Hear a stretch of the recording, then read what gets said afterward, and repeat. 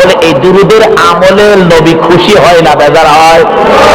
নবী খুশি হইলে আল্লাহ খুশি না বেজার? তারপরে কি জান্নাত আপনার চাইতে হইব না জান্নাত আপনার পিছে পিছে যাইব? আল্লাহু আকবার কান্না। বালকটা বলেন, হুজুর আমার বাবা প্রত্যেকদিন 10 বার দুরুদের আমল করার কারণে আপনি আমার বাবারে এমন মায়া করলেন, এই ব্যবস্থা করলেন। শুধু এখানে না তো, আর কোনো বিপদ তোমার বাবার হবে না। এক সাহাবী বলেন, ইয়া রাসূলুল্লাহ আমি তো এটা নিয়ত করেছি। কি নিয়ত? আমি ফরজ সুন্নত ওয়াজিব, ফরজ সুন্নত ওয়াজিব এই কাজগুলি শেষ করার পরে যেটুকু সময় আমার অবসর থাকবো, এই সময়টা 4 ভাগ করে 1 ভাগ আপনি নবীর উপর দরুদ শরীফ পড়ব। রাসূল বলেন, ভালো, বলে খুব ভালো, যদি পারো আরো বেশি করো। হুজুর তাহলে 2 ভাগ আপনার প্রতি দরুদ শরীফ পড়ব। রাসূল বলেন, খুব ভালো, পারলে আরো বেশি করো। হুজুর তাহলে 3 ভাগ আপনার প্রতি দরুদ শরীফ পড়ব। রাসূল বলেন, খুব ভালো, পারলে আরো বেশি করো। আচ্ছা 3 ভাগের পরে আর কয় ভাগ থাকে? ওই সাহাবী বলেন, ইয়া রাসূলুল্লাহ আল্লাহর কসম আমি ফরজ সুন্নত ওয়াজিবের পরে যেটুকু সময় পাবো আর কোন তাসবিহ তাহলিল আমি করব না, এই সব সময়টুকুন আপনি নবীর উপর দরুদ শরীফ পড়ব। রাসূল বলেন, সাহাবী আমার উপরে ওয়াজিব হয়ে গেছে তোমাকে নিয়ে জান্নাতে যাওয়া।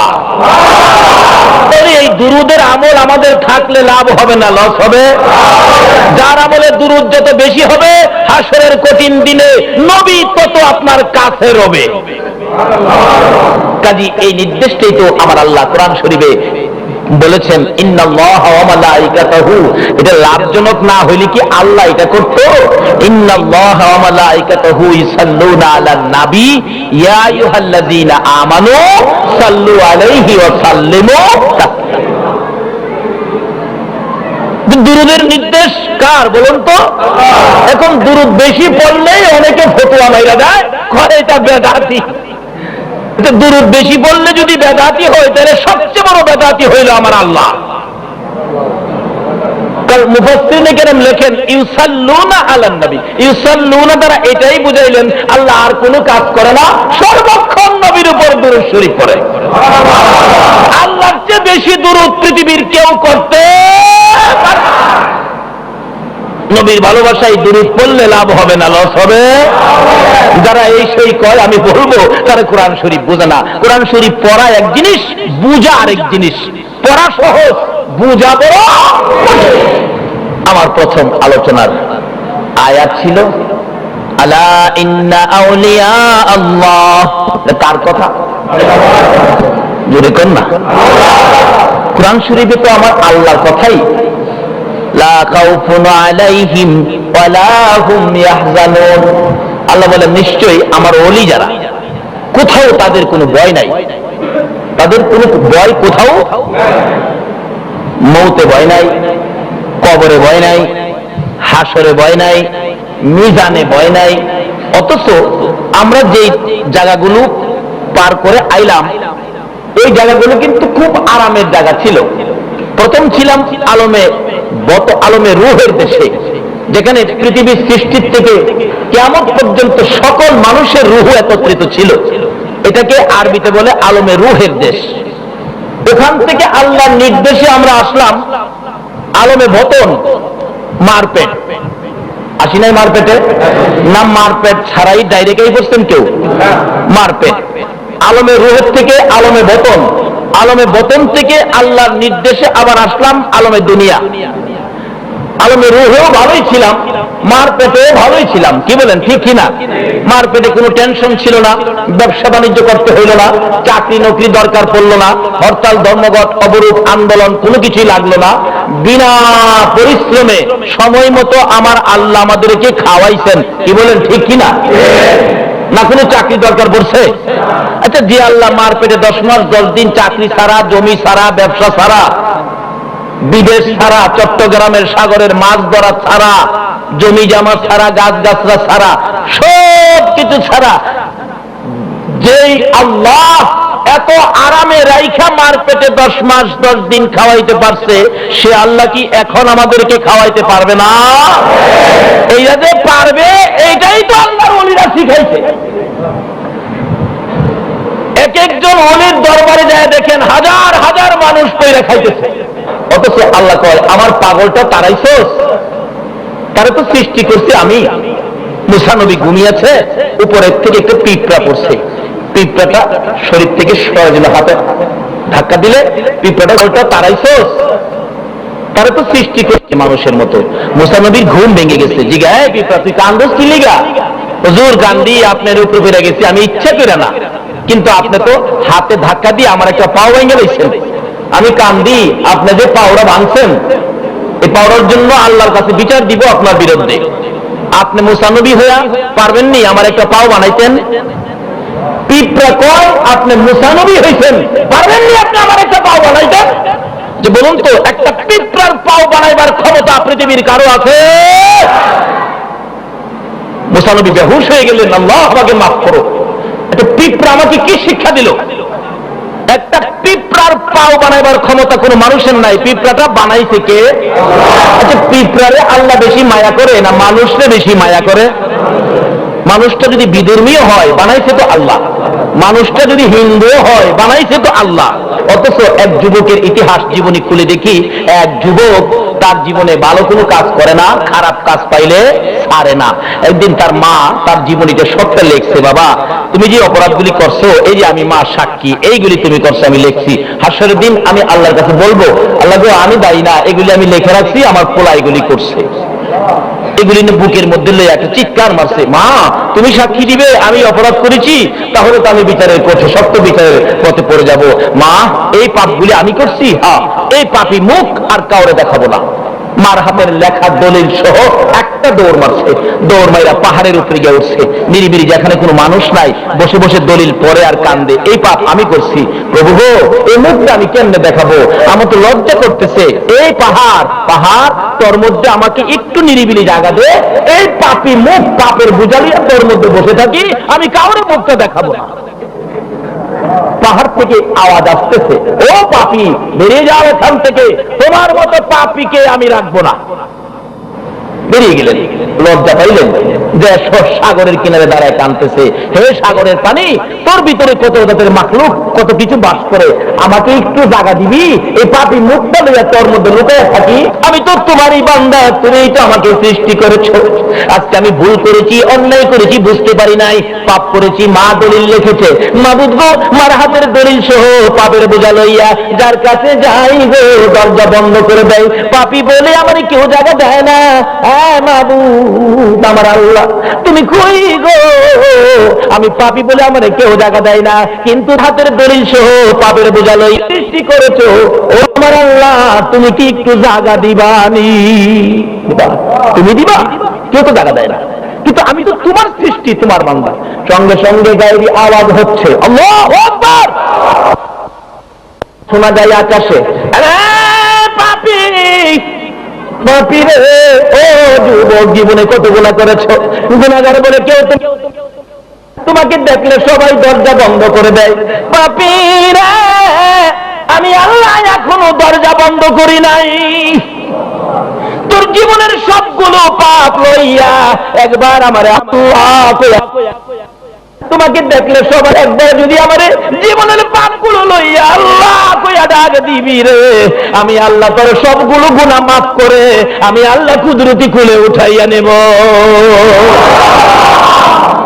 বান্দাকে খাওয়ানোর ব্যবস্থা করতেছে কে? অপরাধী, কিন্তু আল্লাহর মায়া আছে। এরকম বান্দাগুলো অপরাধীগুলো ভোগ না ভন্ডা অলির দরবারে পেরা পেরা খাইতেছে, এই খাওয়ানোর ব্যবস্থা করতেছে কে? বান্দার প্রতি আল্লাহর মায়া আসেনি?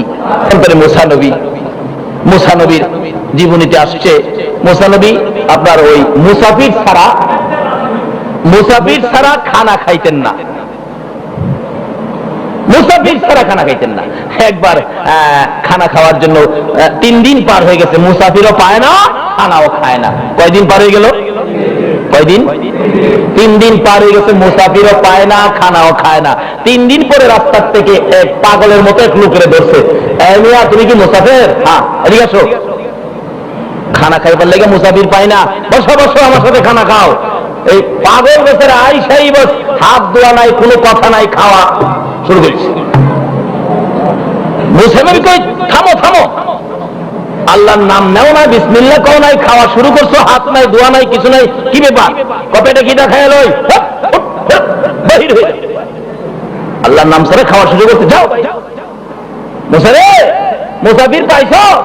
আর খিয়ের পাইলাম, 3 দিন পর্যন্ত খাই না, আজকে যাও একটা পাইলাম, আনলাম খাইতে, কি কই না কই খাওয়া শুরু করছে, তোমার নাম লয় না, হাত মুখ দেই না। আল্লাহ কয় মুসা তারপরে কি করছো? তো ঘাড়ে ধরে বের করে দিছি। আমার আল্লাহ কয় মুসা রে, লোকটার বয়স হয়েছে 70 বছর। কত বছর? 70 বছর পর্যন্ত আমি আল্লাহ খাওয়াইতে পারলাম, তুই মুসা কি একক তো খাওয়াইতে পারলি না? আমার আদরের বান্দাকে আমি যদি 70 বছর খাওয়াইতে পারি, তুই কি একদিন খাওয়াইতে পারলে না? তাই বলতেছিলাম মুসা নবীর মতো সব পাগল দেখলে গারো ধরে ধাক্কা দেয়, দেয় কিনা কম?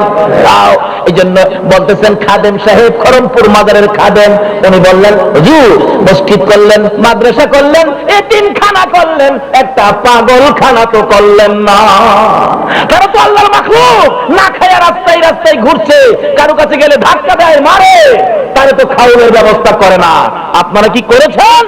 আল্লাহর কসম আমি পারলাম না তার প্রশ্নের জবাবটা দিতে, আমি আটকা পড়ে গেছি। অথচ এই কিসিমের পাগলদের খাওয়ানোর ব্যবস্থা কোথায় বলুন তো? ওলিদের দরবারে। বলুন কার দরবারে? আল্লাহ নিজে বলতেছেন ইত্তাকুল্লাহ, তোমরা যদি আমার ওলি হইতে চাও তোমাদের আমলে থাকতে হবে ইত্তাকুল্লাহ, আল্লাহর ভয়। 2 নম্বরে থাকতে হবে ফাত্তাবিউনি ইউহিব্বুকুমুল্লাহ, থাকতে হবে আমার নবীর মহব্বত। 3 নম্বরে থাকতে হবে ওয়াবিল ওয়ালিদাইনি ইহসানা, মা বাবার সাথে ভালো ব্যবহার।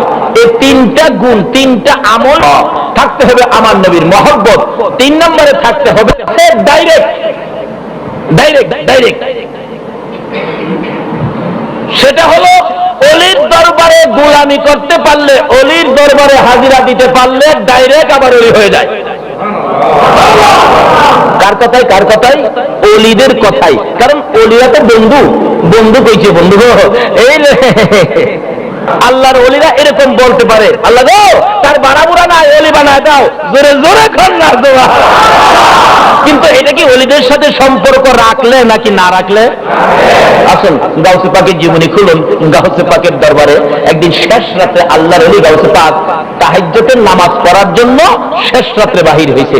বাহির হইয়া ঘরের সামনেই উজু করতেছিলেন, এই ফাঁকি দিয়া এক চূড়া বেড়া ঢুকছে। চূড়া বেড়া, চুর আসেনি চট্টগ্রাম? থাকলে ভালো কথা। চূড়া বেড়া ঢুকছে ঘরের মধ্যে, 2টা বলতেছে হ্যাঁ কত কষ্ট ঢুকতে হয়, আর দরজা খোলা পাইছি ঢুকলাম, এখন তো মন মত চুরি করব। কিন্তু গাউসে পাক উজু করতেছে পূর্ব দিকে তাকাইয়া, ঘর পশ্চিম দিকে। উনি ঘরের বাহিরে উজু করতেছে আর বলতেছে বাবা তুমি রাত্রে আইসো চুরি করতা, আমার ঘরে তো দিনে এই মানুষ কিছু পায় না। ঘরের মধ্যে 2টা বলতেছে হ্যাঁ কত কষ্ট করে ঘরে ঢুকতে হয়। আরে অলিদের নেক নজর পড়লে আল্লাহু আকবার, সুর ভাবতে বলতেছিলাম গাউসে পাক উজু করে চূড়া দেখছে। আচ্ছা আল্লাহর অলিদের কি চোখ এই 2টা না আরো আছে? খালি কি চোখ সামনেও না পিছেও আছে? সুবহানাল্লাহ বলেন না? পিছের চোখ কোনটা? কিন্তু পিছে কিন্তু এরকম চোখ নাই, কিন্তু পিছনে এরকম চোখ আছিল আমার আপনার নবী মুহাম্মদুর রাসূলুল্লাহ সাল্লাল্লাহু আলাইহি ওয়াসাল্লাম। কিতাবে আসছে নবীজির একটা চোখ ছিল ছোট্ট পিঠে, পিঠ মুবারকে, এই সামনে যেমন দেখতেন না, পিছের চোখ কোনটা? অলিরা সামনেও দেখ, কিন্তু অলিদের একটা চোখ আছে, সেটা কোন চোখ বলবো? বলবো অলিদের কাছে যান, সবক দেয়, বলবো বলবো বলবো কোন চোখ? কয় না কয় না? বাম স্তনের 2 আঙ্গুল নিচে লতিফায়ে কলব, যেখানে একটা গোশতের টুকরা আছে, যেই টুকরাটা সবসময় আল্লাহর জিকির করে, এই কলব, এটা এমন একটা জায়গা, কবি বলেন মান্না গঞ্জাম দর জমিন ও আসমা লেকে গঞ্জাম দর কলব মোমেনা। আল্লাহ বলেন আমি আল্লাহ এত বড়, আমার জায়গা আসমানে হয় না, জমিনে হয় না, কিন্তু মুমিনের কলবে আমার জায়গা হয়। রাসূল বলেছেন কুলুবুল মুমিন, মুমিনের কলবটা হলো আমার আল্লাহর আরশ, আর এই আরশ হলো বাম পাশে। কোন পাশে? আচ্ছা, আল্লাহ নিজের জায়গাটা বাইসা নিলেন বাম পাশে। আচ্ছা, ডাইন পাশটা খালি কেন? মুমিনের কলবটা হলো আমার আল্লাহর আরশ, আর এদের চোখে এইগুলি বুঝে শেষ করতে পারবেন না। এলমে মারিফতে যান। এক লোক চশমা লাগাইছে, গ্লাসটা কালো। বলুন তো, কালো গ্লাস দিয়া যেদিকে তাকাই কি দেখবো? আর যদি কন, আচ্ছা, এর যদি অন্য অন্য কালার বুঝাইতে চান সহজে হয় বুঝবো? শরীয়তের খালি কালো চশমা দিয়া একটা দিয়া রাখেন না, এটা মাঝে মাঝে চেঞ্জ করে অন্য অন্য গ্লাসের অন্য কালারের গ্লাস লাগাইন। কারণ আল্লাহ পৃথিবী সাজাইছে 4 রঙে, বোলাদের মধ্যে হিংসা নাই। আল্লাহর ওলিদের খেলা কত যে মজার খেলা। আল্লাহর ওলি গাউসে পাক বৈশা রয়েছে, উজু করে পূর্ব দিকে চাইয়া, চুর বেটা বলি নাই, একদম সোজা একটাই রাস্তা তারা খোঁজে, কিভাবে আল্লাহ। আর গাউসে পাক, আল্লাহর ওলি গাউসে পাক বৈশা রয়েছে, উজু করে পূর্ব দিকে চাইয়া, চুর বেটা। তাহলে বুঝে গেল দেখছে, পিছনেও কয় না, পিছনেও আল্লাহ দিচ্ছে। কেন? তারা তো আল্লাহর বন্ধু, আল্লাহর কয় না, পিছনেও আল্লাহর থাইকেও 200 মাইল দূরে থাইকেও বলে, হুজুর এটা কেমনে দেখেন? জেনারেটর কি এখানে? জেনারেটর কই? ওই দূরের থেকে, জেনারেটর থেকে তার দিয়ে লাইন করে এই বাতি ফ্যানে লাগাইলে ঘুরতেছে। ঠিক এমনই ভাবে আল্লাহর পক্ষ থেকে, আল্লাহর শক্তির গোডাউন থেকে একটা জেনারেটরের লাইনের মতো লাইন আল্লাহর ওলিদের কাছে দেওয়া হয়েছে। তার দিয়ে লাইন করে এই বাতি ফ্যানে লাগাইলে পিছনও দেখে। কারণটা কি বলছিলাম? বাম স্থলে 2 আঙ্গুল নিচে, বাম দিকে আল্লাহর আরশ, ডান দিক খালি। কেন? এটা এলমে মারিফতের চশমা। লাইনের মতো লাইন আল্লাহর ওলিদের কাছে দেওয়া। মহব্বত বসাও না ধন সম্পদের মহব্বত বসাও, নাকি আমার নবী মুহাম্মদুর রাসূলুল্লাহ মহব্বত বসাও, না বিবির মহব্বত বসাও, না ধন? শরীয়তের দৃষ্টিতে তোমরা বুঝেছো আমি আল্লাহর আরশ বাম দিক রেখে দাম। মারফতের দৃষ্টিতে মারফতের চশমা লাগাইয়া দেখো, এ ডান দিকে কেমন খানো যায়। এবার যারা আল্লাহর ওলি হয়েছে তারা ডান দিকে আমার নবীর ভালোবাসা চশমা লাগাই বসাইছে। মদিনা যাব কেমন দেখো, নবীজির প্রেমের আগুন জ্বলিয়ে কাকে বসানো যায়। এবার যাও এ ডান দিকে মনে নবীজির প্রেমের আসন বানাইছে সরাসরি। বলুন, লুকিং গ্লাসের পিছনে কি আছে দেখা যায় কিনা? আরো যেরকম তাকায় রয়েছে সামনে, পিছনে দেখে। একবারও পিছনে ঘুরছে না, কিন্তু সামনে তাকায় পিছনে দেখে। কিসে দেখে? কিসে? Looking glass. তারা ডান দিকে লাগাইছো, তারা সামনে বসে পিনা শান্তি। আমার নবীর ভালোবাসায় লুকিং গ্লাস তারা ডান দিকে লাগাইছো, তারা সামনে বসে পিছনে দেখতে পায়। আল্লাহর আরশ ডাইন সাইড খালি রাখছে। আল্লাহ কই দেখি এখানে কে আমার নবীরে বসাই। দেখছেন কিভাবে সিস্টেম করছে? এমনি দেখেন না, আদম নবী কয় আমি আমার দোয়া কবুলের জন্য লতিফায়ে কলব আল্লাহর আরশ ইল্লাল্লাহ মুহাম্মাদুর রাসূল। আদম জিগাই খুদা গো, নাবির নামেও 12টা অক্ষর। আমার বন্ধা ইল্লাল্লাহ মুহাম্মাদুর রাসূল। সুন্দর, তোর নামে 12 অক্ষরে কোনো নক্তা নাই, তোমার হাবিবের নামের 12 অক্ষরের মধ্যে কোনো নক্তা। এরপরে কি সিস্টেম করে দেখেন না, দিনে কয়েক বন্ধু, ঘনিষ্ঠ বন্ধু, যারু সিলাই তুই দিনে বন্ধুর নামেও 12টা অক্ষর। আমার বন্ধু, ঘনিষ্ঠ বন্ধু, যারু সৃষ্টি, সব সৃষ্টি। কি সিস্টেম করে দেখেন না, দিনে কয় ঘন্টা? 12 করে সিস্টেম করলাম কেন জানেন? আপনার নামে 12, আমার নামে 12। দিনে দিলাম 12 ঘন্টা, রাত্রে দিলাম 12 ঘন্টা। আমি 12, আপনি 12, দিনে 12, রাইতে না 13। আমি 12, তুমি 12, দিনে 12, রাইতে। আওয়াজ কেটে কইলে কি হয়? কষ্ট হয় আপনাদের? রাইতে 12 ঘন্টা। বন্ধু, তোমার নামে 12 অক্ষর, রাইতে দিলাম। এটা বাদ করি, দিনে যখন 12 ঘন্টা এটা একজনে নেই, রাত্রে যখন 12 ঘন্টা এটা একজনে নেই। অন্য দিনে আপনি কি দিন নিবেন না রাত নিবেন? নবীজি কয় খুদা গো, রাত্রে তো মানুষ ঘুমায় থাকে, আমিও ঘুমায় থাকবো, রামো আপনি কি? অন্য নবীর প্রশ্ন। কাজী আমার দিনের 12 ঘন্টা দেখতে মানুষের কোন নবী কয়? কোন 12 ঘন্টা চাইছে? এই জন্য দেখেন আমার নবীরে মানুষের কোন সুবহানাল্লাহ, কোন 12 ঘন্টাতে রাত্র কেন নিল? কি করবা গো আল্লাহ, আমার আল্লাহ কই বন্ধুগণ রাত্র নিল কেন নিল? মাবুদ গো এই রাত্র নিয়ে করবা গো আল্লাহ, যাও রাত্রের বরকত আমারে দিলা, রাত্রে তুমি রাখলা, তুমি তো রাত্র দিয়া কিভাবে রাত্র দিলাম বন্ধু? 12 রাত্রে 12 একবার যদি এই 24 অক্ষরের কালিমাটা পাঠ করে, এই 24 অক্ষরের কালিমা সারাদিন 24 ঘন্টার অপরাধ লইয়া একবার যদি 24 অক্ষরের কালিমাটা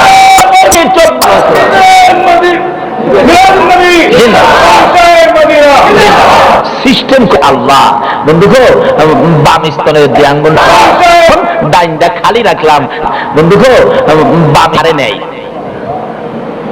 আল্লাহর ওলিরা কাকে নিছে বলুন তো? নবীকে। বলুন কাকে? আল্লাহর ওলিরা কাকে নিছে?